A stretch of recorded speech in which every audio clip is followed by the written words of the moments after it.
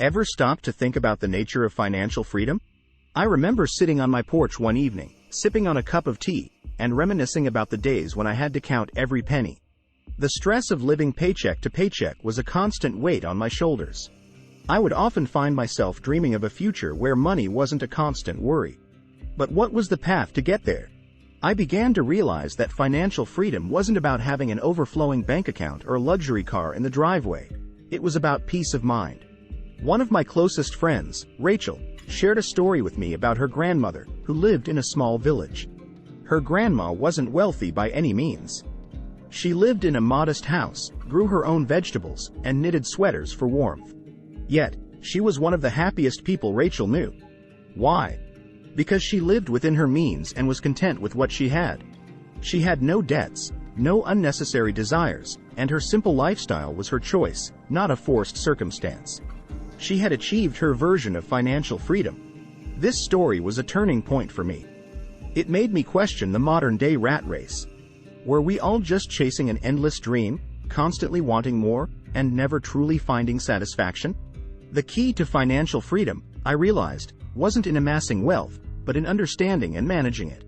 It was about making informed decisions, avoiding debt traps, and most importantly, recognizing and cherishing the value of the intangibles: love, happiness, health, and time.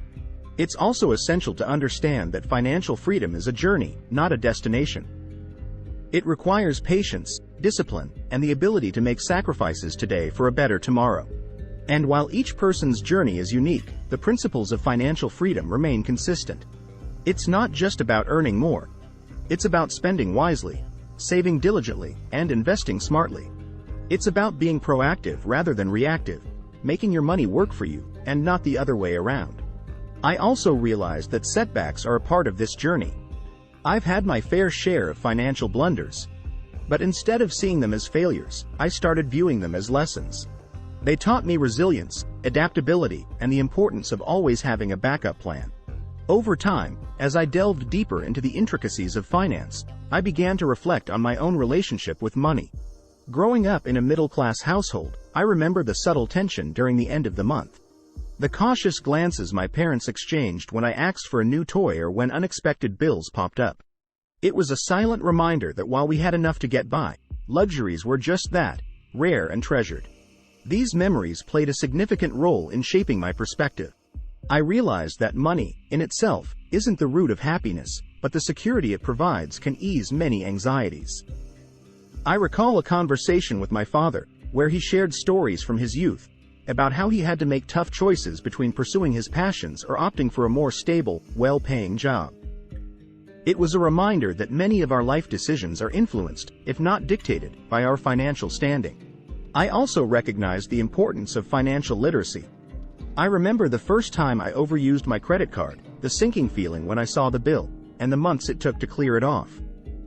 Nobody taught me about interest rates or the dangers of unchecked spending in school.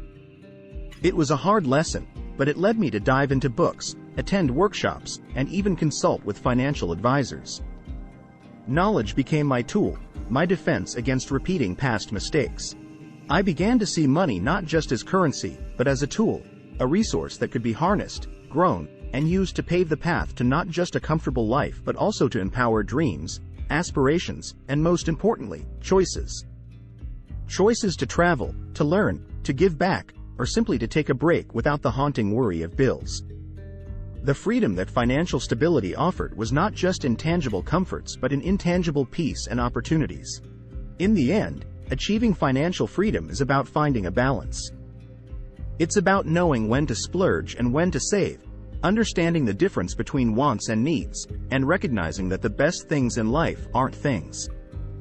It's a holistic approach that combines financial strategies with personal well-being. And trust me, once you embark on this path, the sense of empowerment and control you feel is unparalleled. With that said, thanks for watching, and until next time. Leave a like if you enjoyed and subscribe to the channel for more.